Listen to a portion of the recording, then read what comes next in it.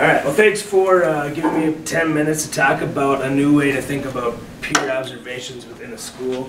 I know we've already been doing peer observations, but this is a new take on how we could implement peer observations, maybe month to month, and to have an opportunity to observe a peer on a daily basis if we wanted to. So one way of thinking about it is, what you can do is pick a day. So each teacher would pick one day a month to be open, 1 day, 1 hour a month, to be open for peer observation. Okay, so they would pick maybe 17th of February. Period 1, they're open. So any teacher at that point could observe the teacher. They would also pick a very specific best practice component that they want to be open to be viewed for. So let's say there are some probationary teachers that struggle in classroom management. Maybe a senior teacher that really excels in classroom management could put that down, say that they're open, you know, the 17th, block 1 for classroom management. That way, those teachers that want to observe those could see that.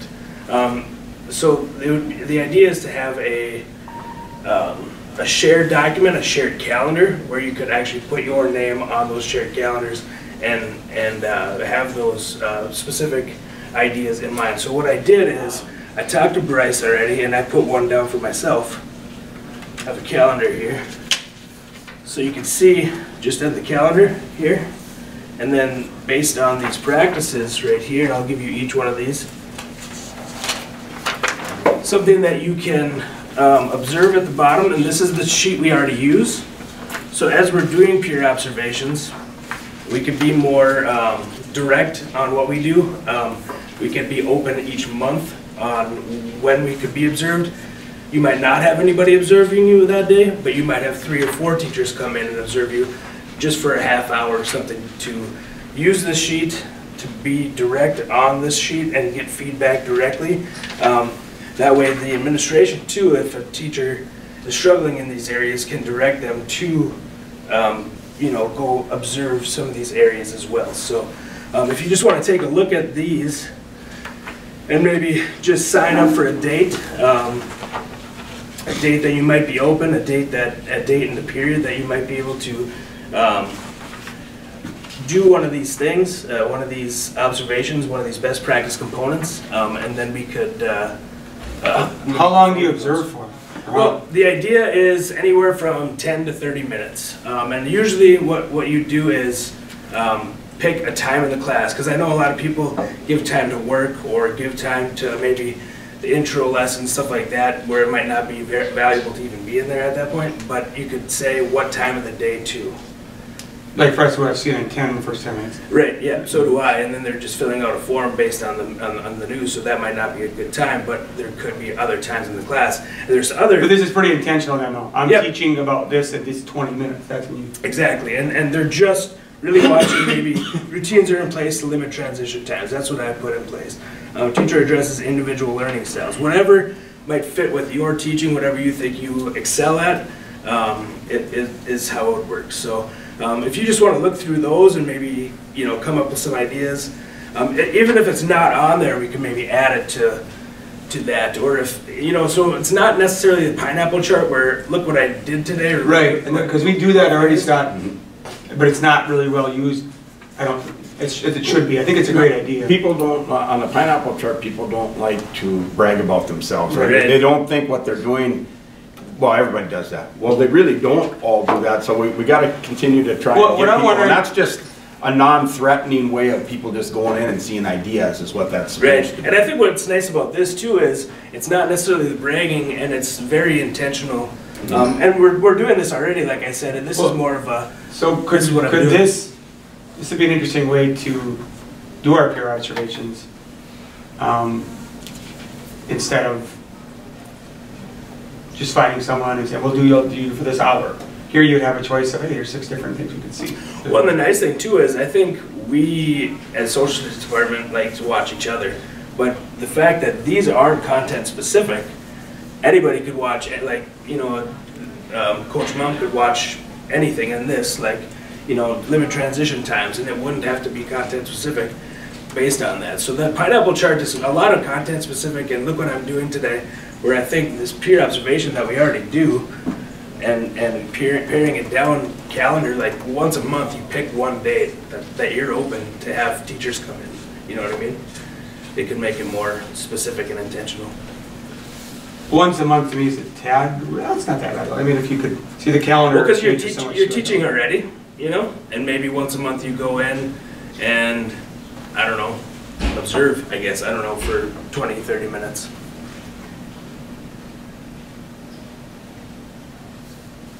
It would be good to throw in some parameters about getting outside of your curriculum area too. Right. Because we all do fall into that trap of just, we're going to go watch the neighbor across the hall. But I don't even know where all the rooms are upstairs for sure. Yeah. We get in our own little spots. Yeah. To be honest, I think it would really, one thing that is probably very much not thought of, but an offshoot could be better staff, pride and morale too, where you're seeing more of your colleagues that you don't see. Getting out of here. It would be interesting to say, all right, downstairs people, you gotta go upstairs once. I don't know. Yep. But I think, I like the idea of having a specific idea in mind. And to be honest, honestly, it would be interesting to, oh, there are other ones. And I think this is where, like, Scott, you and Kelly could step in too and say, here's 3-4 teachers that do some of these things well. Mm-hmm. Well, and that's and we could. Part of this is negotiated, though. We can't sure. tell you to do it. It's all negotiated in your observation. Right now, but this, okay, I see what you're saying. Yeah, but so I couldn't come and say there's certain things that are ended. But I could talk about it and say, you know what, there's been some recommendations. Some people think it'd be a good idea. You guys go do this. That's up to you. You could offer advice as to, hey, if you're looking for someone that we think does a good job with this, here's a couple of things. And I think that's a big thing. Yeah, that part. Even in the in-service that I read, it was mainly, probationary teachers that are struggling in certain areas. If you know there's a teacher that wants to show this area. And I do that now. If I know a teacher that struggles in a certain area, I'll say, I want you to go observe this person and have a conversation with them. Absolutely. One other thing that I read about, and it kind of ties in with this, and if I know a lot of teachers aren't happy to give up 30 minutes of their prep time every month just to do this, but one of the schools did, instead of having common prep, what is it, we do it about a month. Every month or so? It depends on if we have PD, then I don't necessarily throw that. Right. One school, and I couldn't believe that they did this, they have an early out every Wednesday, and this was a girl that was in my my class, has an early out every Wednesday, so 20 minutes early out, and they do a quick 20-minute in-service every Wednesday, at the end of class. And it's kind of so you do it every Wednesday so you can build on it, and then that would give back the common prep. I don't know, that's just one of the things, so then you could fit this in, Wait, they have an early out at 1? No, 20 minutes. 20 minutes at the end of the day. Yeah. But that's just an idea. I mean, I mainly just spitballing and a different way to think about this, maybe making it more intentional. It puts more work. It doesn't put more work on the teacher because the teacher's already teaching. Right? Yeah, probably the hardest part is making sure your schedule aligns. When you say you are, I look at my schedule and this is what we're going to do. Then we have a snow day, or then there's a choir rehearsal, or the kids fall behind, so I'm not doing what I said I would be doing at that time. Right. So you almost have to be the day ahead of time to say, hey, you are going to be open this time, are you still doing that? You know what I mean? I for sure, and I think if you put it on the calendar, I think you would be, you're there, you're teaching anyway, for the teachers to walk in at that time and just kind of observe and fill out this form and give. Right, what I mean is, you might not be teaching what they want to be at that time. Right. You'd want to check in. Well, luckily with the shared doc, if it was a shared calendar, you could see. I know, but if I'm just teaching anyways, the people who want to observe, I guess. So on the calendar, would you put your targeted goals? Yep, that you're going to show in your own classroom. So that way, if you did fall behind, though, you could go to the calendar. Right. I guess the part I'm looking at, if I'm the one that's being observed, I might not be as apt to make sure. I mean, I could. The people, I don't know. I'm talking about. They're going to understand that, Ken. Right. I mean, they're coming in. They know you're probably not going to be exactly where you said you were going to be. Right. Exactly. Yep. But I mean, and that's just a logistic thing. potential pitfalls. Well, and We have to be- I think the other thing is, like, so you're good at certain things, you're good at certain things, you're good at certain things, you know what you're good at, you probably do these anyway within your classroom, you know what I mean? Because if you're looking at learning targets, you're putting your learning targets up every day. So Right. regardless of what it is, you Right. you have them up there and you're addressing them and doing that, so you're gonna see. Some of these would be covered in, you could cover 2 or 3 of these, 223. Yeah, absolutely, and I think we already do it, I think it's, what they talked about too is, teachers at first kind of overthought this, like it was an extra thing, but it's actually what we're doing already, and what you're already doing in your classroom, and all it is being more intentional, and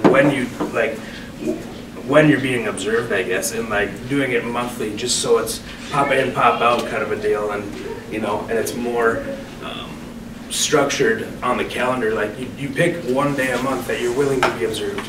You might not get observed, Right. but teachers might pop in. You know what I mean? Maybe we throw in some incentive to avoid the contractual issue, so the contractual observation is something you schedule on your own and do it separately. And then have this calendar set up where if you do participate in the program, there's some kind of benefit of some kind. Yeah. I don't know what you can throw out there. Cash is always nice, but. Cash would be nice, yeah. I got some extra funds. And it also, one of the observation also, already covers some of our contractual obligations anyway.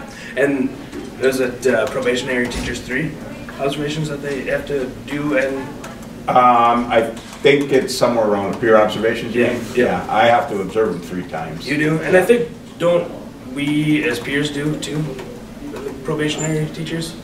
But anyway, That's like it. if it was done every month, we just do it 9 times. Right. So, something to think about. I guess if there's any other questions. I'd like to follow up on this at our next meeting, and potentially, if we actually, we'll see. Yeah, it's something we already do, so we could continue, I guess. Thank you. Thank you. Thank you.